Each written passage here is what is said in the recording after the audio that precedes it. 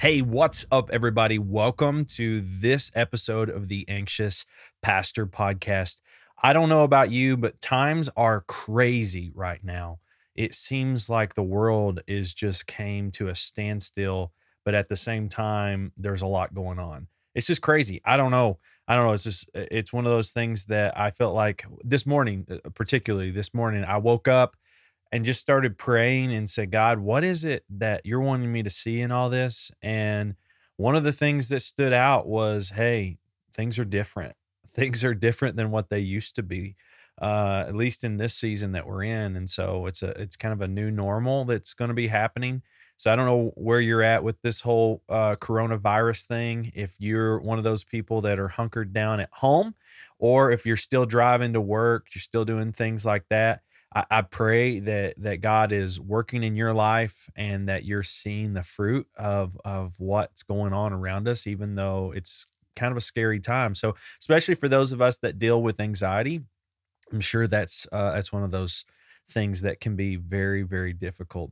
Well, anyway, hey, on this episode of the podcast, I am so thrilled because I have my good friend Dave Spruell. I'm interviewing him today. He is the pastor and leader of the support and recovery ministry at Southeast Christian Church, the church that I get the opportunity to work at on a regular basis. So I am thrilled to have him on this episode of the podcast. We talk about his past with anxiety and how he uses it today and how he uses it for good. And so I know you're going to love it. I know you're going to be thrilled with it. So we'll get to that in a second. A couple of things, if you could help us out with, please hit the subscribe button wherever you're at. If you're on YouTube, hit subscribe. If you're on Apple Podcasts, Google Podcasts, Spotify, hit the subscribe button, rate it, review it, and then share it out on social media. That would mean a lot to me. It would mean a lot to getting the word out about this whole thing called anxiety and this whole thing called the Anxious Pastor Podcast. That would help out so much. Another thing, if you want to be praying about and consider doing, is we have a Patreon page. If you don't know what Patreon is this website that you can go to and you can give a monthly amount toward a cause or something like the podcast, and that's what we're doing. So if you jump over to Patreon, it's patreon.com/ the Anxious Pastor Podcast. You can help offset some of our costs. It's not cheap to do a podcast, but we just want to keep this going because we believe it's going to be a true help to people. And so if you want to consider doing that, please just pray about it. No obligation, just asking if you consider doing that. Jump over there. The easiest way to get to the page, because that's a whole lot of letters to type for patreon.com and all that, is to go to theanxiouspastor.com, and in the right hand top, you'll see a button that says become a patron, and that'll take you right to the website. So again, theanxiouspastor.com, become a patron. All right, so let's get to this interview with Dave Spruell. It's so great. I hope that you're as blessed as I was. So Dave, thanks for being here, man. Thanks for being a part of the podcast. I just wanted to tell you, first off, you've been a huge blessing in my life. Actually, a couple months ago, you allowed me to come into your office and kind of share some of the things I've been dealing with. So I just want to say thank you for that. I mean, seriously, when life just throws things at you, it's good to know there's someone there that'll listen. Yeah. And you've been such a blessing to me in that way. And then being involved in the encounter ministry at Southeast, I'm getting to see that and the impact you have on so many people. So thanks for being on the podcast. I've aggravated you to death to be on here. Yeah, no, man. Yeah, I appreciate the offer. I'm excited. Yeah. So, hey, man, I know you're a counselor. You help out with counseling. It's kind of your job, but that's your heart and your life. Tell me, I know that there's lots of people that come in your office with different struggles, but for you, anxiety is actually something you've dealt with in your past. You want to tell me a little bit about that and your background with that? Yeah, absolutely. So for my story of anxiety, it probably started, I know it started back when I was in 5th grade was the first time I noticed it. And it was actually coming back from school after winter break. I was nervous about going back to school, and so my stomach was tied up in a knot, and so I thought I was sick. Like I felt like I was going to throw up, and so I talked my mom into letting me stay home that day. And then the next day, I started feeling better. But then the next day, when school was about to start back up again, we were getting ready for school. Same thing happened again, and my stomach was hurting. And so this happened for a few days, and my parents let me stay home. But then they kind of picked up on, hey, I think something else might be going on here. And then, recognized it was me getting nervous about school. And so that's kind of when it started. And then, it was kind of that common first day of school kind of thing. But then when I got to high school, it became more about like being called in class. I would tend to hide from the teacher and not make eye contact when they were about to call on somebody. I'd get really freaked out about that. And then as I rolled into college, it got a little more serious in the sense that like I had some serious social anxiety of I find myself getting panicky about being on some of the school the bus system, like being in closed spaces with a lot of people started freaking me out.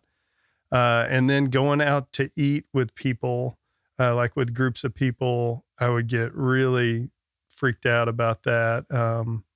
It was weird. And it was always in that sense, it was always a fear of I was going to get sick and throw up. I had this crazy thought that I was going to throw up in front of everybody. Did you ever have that happen? Like that? Okay. So I remember this one time I did that, and ever since then, like it was like, no, not at all. Okay. It's funny. I went on a date with a girl in high school, and last minute we went with her dad and stepmom to dinner. We weren't supposed to go to dinner because I didn't want to. And so it's kind of a last minute thing. And I remember I ordered a salad, which I don't even like salad, but I was trying to get something small that I didn't have to eat very much. Yeah. And they totally focused on the fact that I wasn't eating.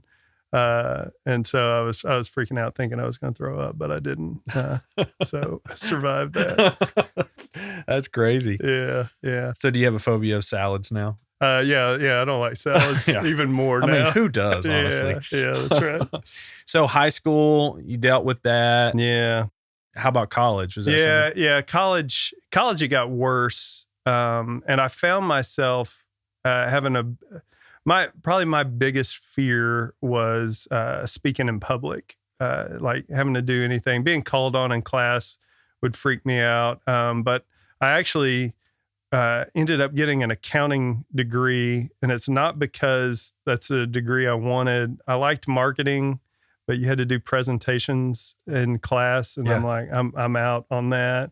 And I even love philosophy, but all you can do with that's teach. And I'm like, I'm not getting up in front of people.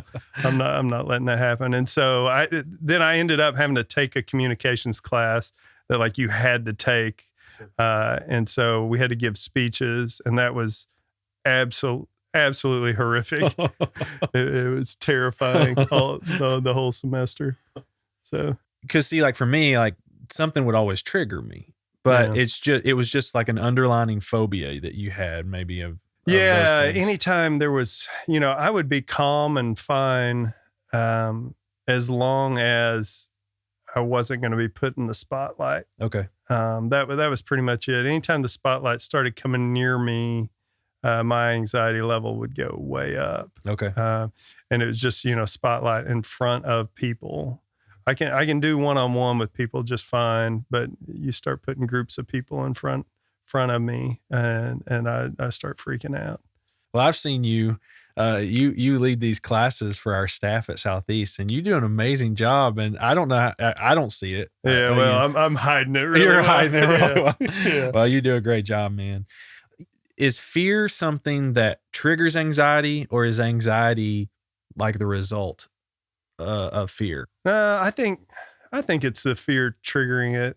I think of it as kind of the fear of the unknown, like that unknown piece is what, at least for me personally, that's what gets me. Yeah. Is that I don't know what's going to happen, but my mind can kind of take off with that unknown piece and try to fill it in with possibilities of what could happen. Yeah. So like when I'm up in front of somebody, or even when I'm doing a podcast, the idea that I could mess up, Yeah. that I could say something stupid, or embarrass myself, like that can crank up my anxiety. And Sure. it is that fear, it's coming from that fear place. When I associate like that, I think of control. So Yeah. control is something I really struggle with. So like when I get into a social environment, I find myself like if I can't control a situation from happening, that's when I feel the most anxiety. So I don't know if it's just I'm labeling it different. It's fear or it's whatever, but my lack of control is such a huge part of something that takes me down a path that I can't control, I guess. Yeah. And, for me, I feel like God has naturally wired me to be pretty sensitive to people, which I think makes me a good counselor. Like Yeah. I'm sensitive in the sense that I can feel with people and can recognize their feelings, and I'm pretty aware of people in the room. But the kind of the negative of that is I can't control that, like you're talking about with the control. And that lack of control of people's feelings and me being sensitive to it kind of cranks me up, gets my RPMs running Yeah. pretty high. Yeah. I think that's one of the things, like we were talking before we started, you said you're a 2 on the Enneagram. Yeah. Being a helper, like you want to help those, you feel empathetic for those people. And Absolutely. yeah, I get that. I get that. So where was there a turning point in your life from anxiety?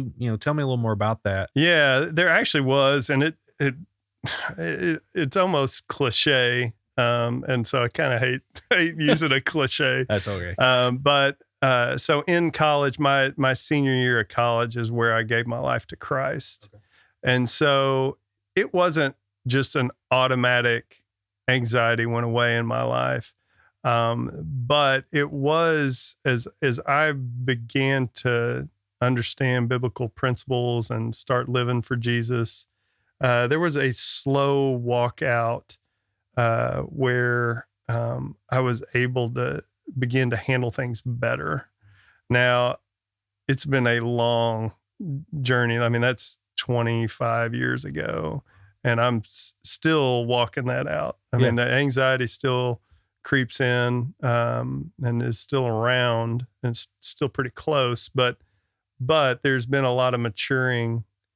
And the way I like to say it is God held my hand through, a lot of, especially a lot of the public speaking stuff. You talked about how I look calm when I'm teaching classes. I'm not really calm, but I am a lot calmer than I used to be. Sure. That God has really held my hand through that, of maturing me and helping me through a lot of that. That's awesome. Yeah. Do you feel like there's some practical things that help you, like that you have to do, or you did, that helps you overcome that anxiety? Like just, I don't know.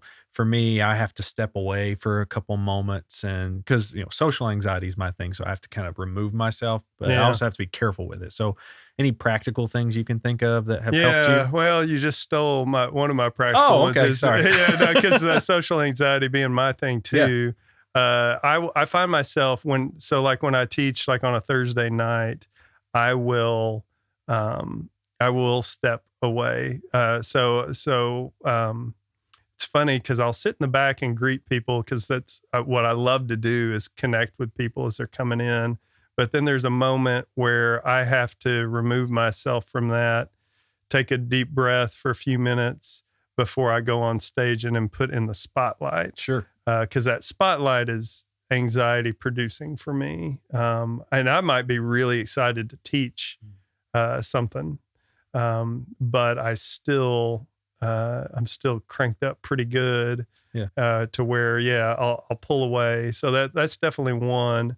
The other thing, probably just from a practical side, is I've learned to divert my thoughts better, take a better grasp on when my mind starts racing towards things that I know are anxiety producing, where I start to marinate on those same things and or ruminate. Ruminate's the word I'm looking for. I don't know that word. So. I don't know.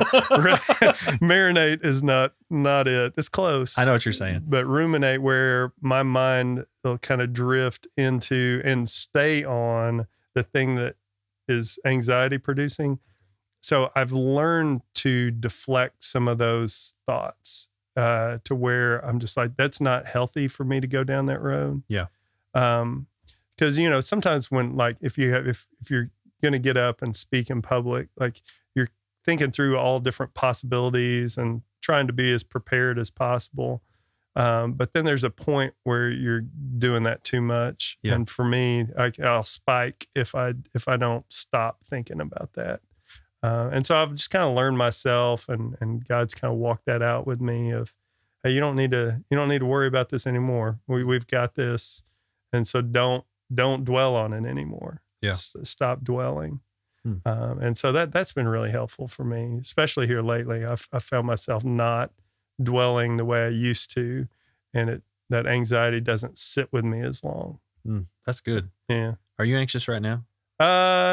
Not a whole lot. I'm like I said earlier, my RPMs run up a little higher in this kind of setting, but I'll tell you, they run up a little higher even when I'm counseling with people one-on-one. Okay. Which I'm normally like, that's kind of my wheelhouse. Sure.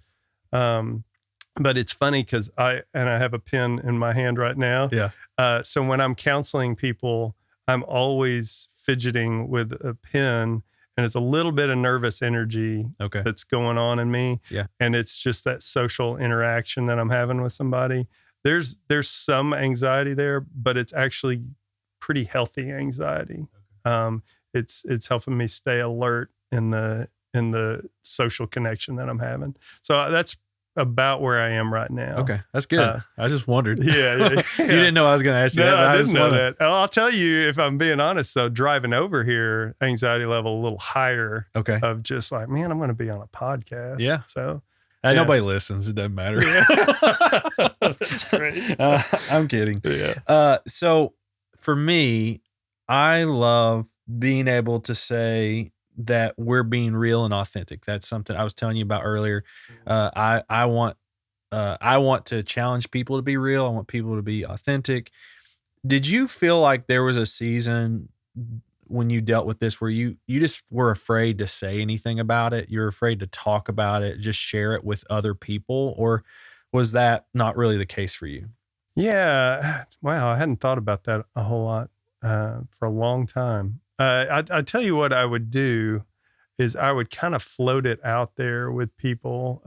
Like, people knew that I was nervous about speaking in public because I would float that out because it was such a heavy thought for me. I wanted people to know that I was struggling there. But I kind of floated it and didn't share too much. Wasn't wide open about it. But just kind of testing the waters to see, is it safe for me to talk about this? Yeah. Yeah. Well, that's good. That's good.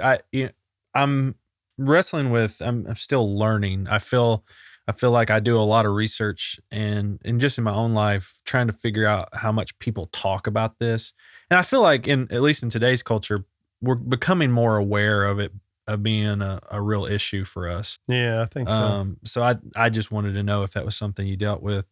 And then, do you have people in your life that you feel like you can trust and you can talk to about it? And how do you go about doing that? Yeah, I've got, being in the counselor world, I've got some counselor friends and care ministry type people, and they all kind of have that flavor of being pretty open and honest with their own stuff. And so as I hang out with them, especially, I feel like I have that community. And then in our support and recovery groups, like I lead a group for depression, not necessarily because that's my major struggle, which is not normally how we do support and recovery groups. It's normally you lead the group that you struggle in. Okay. Although I have bouts of depression and have had more circumstantial depression, but I lead that group.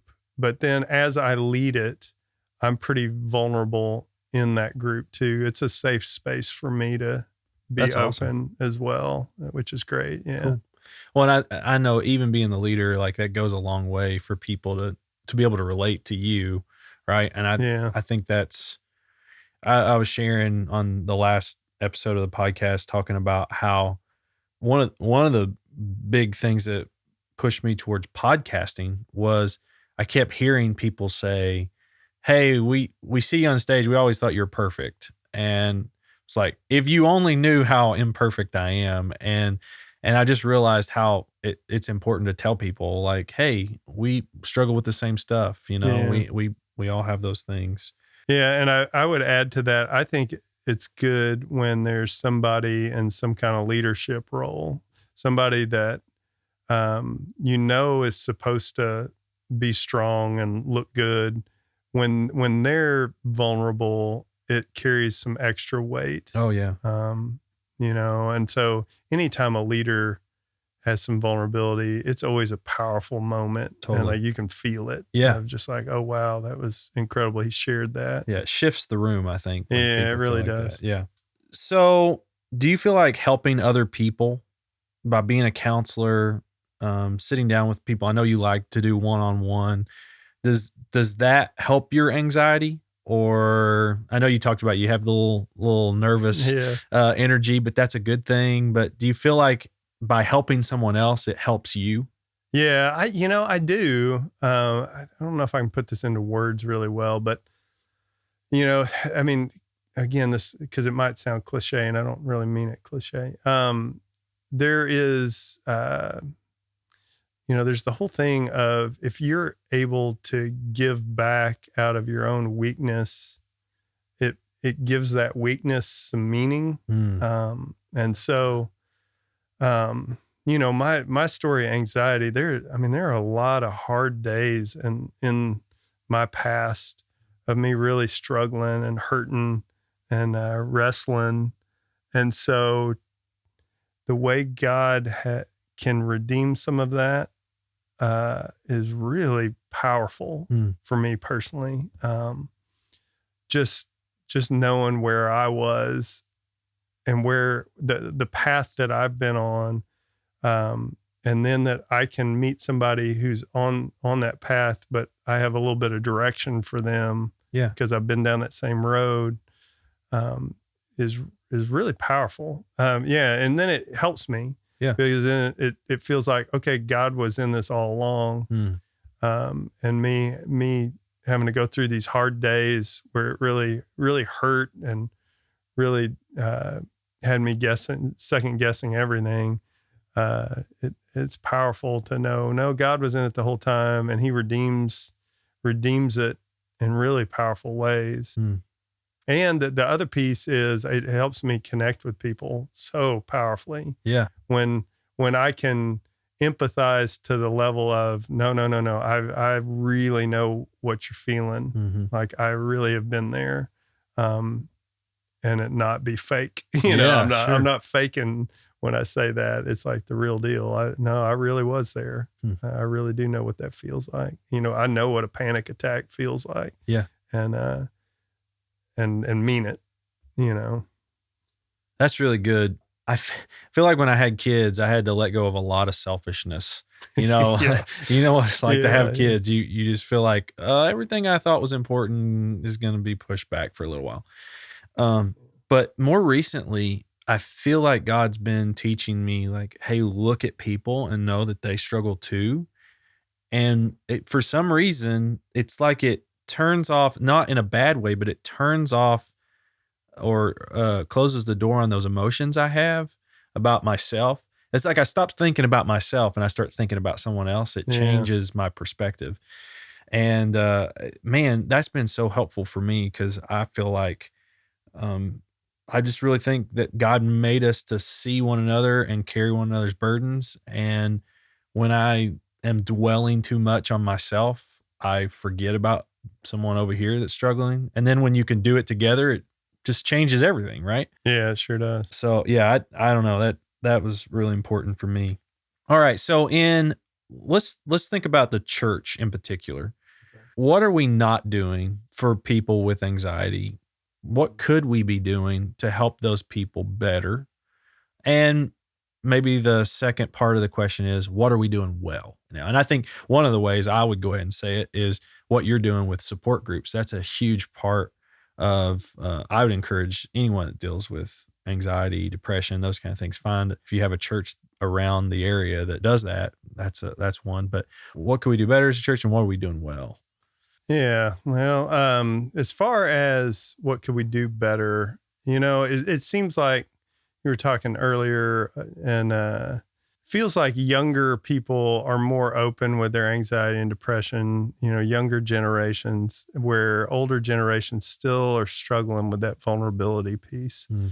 That they feel like you don't necessarily talk about those kind of things. So, I think I see that in the capital C church, where older generations are still struggling to be vulnerable enough. I think we've got to talk about it. Yeah. Like we have to be talking about our own struggles. And I think it is a personal, like we have to share our own personal lives more with each other.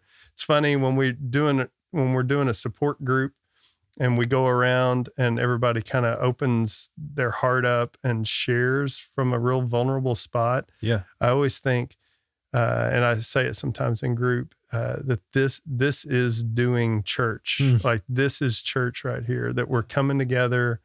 We're trying to follow Jesus, but we're coming to each other with the hard parts of it.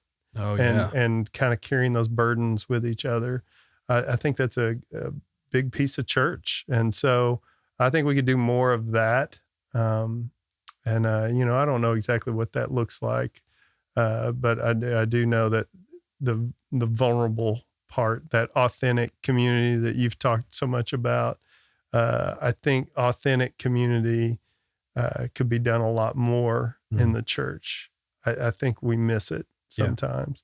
Especially, I think we feel like to win people to Jesus, we have to present something perfect. And I don't think that's the road. I think the road's being authentic with your walk with Jesus, and that'll sell people on Jesus. Right. When you're authentic and you're really trying to walk with Jesus, that people will see that and be drawn to that. That's really good.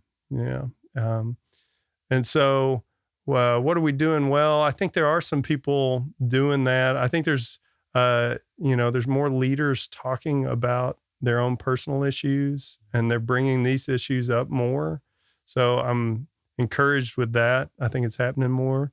There's this great podcast, The Anxious Pastor. I mean, yeah. But Thanks, it definitely, like, there's definitely a movement that direction. I just think we need to keep moving that way. Yeah, that's good. Yeah. That's good. I feel like the church should be the trend setters, I guess, is the way to say it, not be like behind the times. I think we can really help one another when we just get in front of this stuff. So that's good, man. Yeah. That's really good. So if you were just sitting across the table with someone that's dealing with anxiety, or across the microphone and while they're sitting in their car, how would you encourage them right now? What would you say to them? Yeah, I think my encouragement always circles back to what we were just talking about a minute ago of, hey, I really have been there. It might not look exactly the same. Like mine's a little more social anxiety. Yeah. But I've got some quirky thinking where my brain will go off and get stuck somewhere. And I feel like I'm a pretty educated person.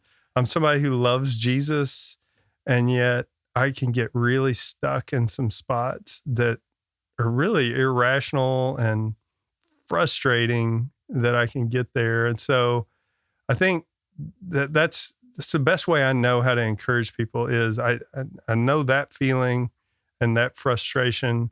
But I also know that God's walked me out of some of that. Yeah. Not all of it. I haven't made it all the way yet where I don't still get anxious. But man, I'm not where I was. I'm not completely controlled by it. Because if I was completely controlled by it, I guarantee I wouldn't be here doing the podcast today, because I wouldn't. You could say 10 years ago, I wouldn't have done, like, if you would have invited me to the podcast, I would have talked my way out of it. I wouldn't have gone through with it. And that's where I was 10 years ago with anxiety. So I know I've grown and moved in that. And so that would be my encouragement. That's good, man. Well, thanks for not talking your way out of it. Yeah. No, man, you got some rich stuff, dude. It's so good. One last thing. Do you feel like I need to shave my beard? No, dude. I don't know that I would know you without a beard. I don't think I would recognize you. There's no relevancy to the podcast, but I just felt it. like it would be a good question to ask. Yeah. My wife doesn't want. She likes it. She likes it. Okay, good. Anyway. Good. I didn't want to go against your wife on that one. That actually causes me a lot of anxiety to even think about shaving my beard. So that's great. Yeah, that's good. All right. Anything you want to add, man, as we wrap up? Yeah, there is one thing. This would probably be my other encouragement.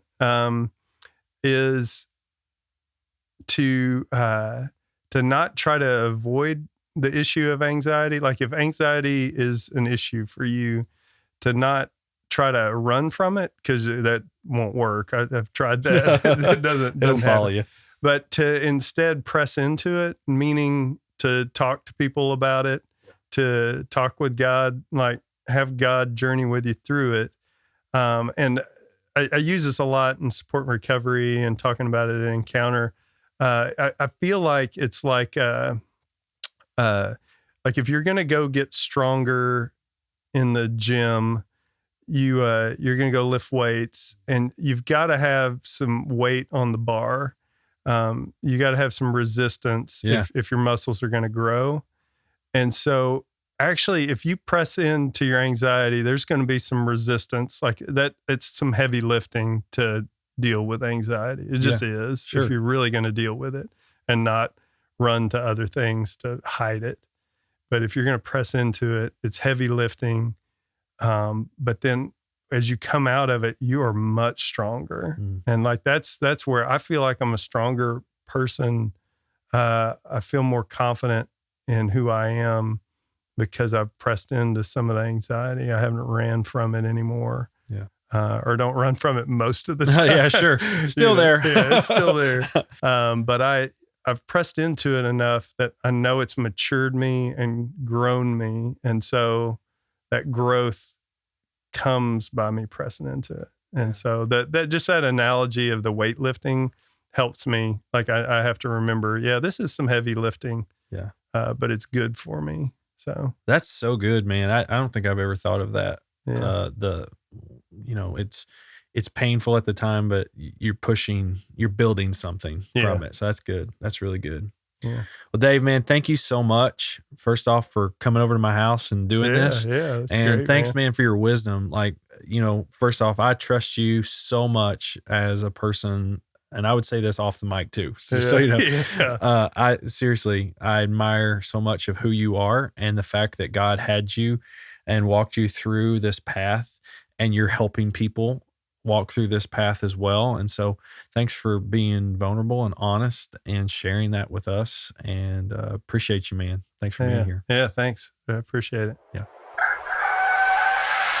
Wasn't that interview with Dave so good? I love being able to hear about his past and how he's worked through those things and has used them for good today. But, the reality is we all are going to still continue to carry that. There's going to be seasons where we deal with anxiety. So I appreciated his honesty, his vulnerability, and just his passion for people that deal with this thing called anxiety. Well, that's our episode for today. A couple of things just want to remind you about. Jump over to theanxiouspastor.com. We have a blog. We have the podcast there that get to know me a little better. The whole idea is a one hub place that you can go and just get more content, more resources for this whole thing called anxiety. And so if you want to jump over and do that, remember it's theanxiouspastor.com. Please, please, please subscribe, rate, review, share it out on social media. Just get the podcast out there and help us out with that. It would be a huge blessing to me. And I'm just so grateful that I get to do this. And you know what? This has been such a good episode, and I pray that it's been a huge help to you. Remember, as always, you are not alone. Our goal in life is not to be perfect. Our goal in life is to keep going, to keep working. So let's get trying.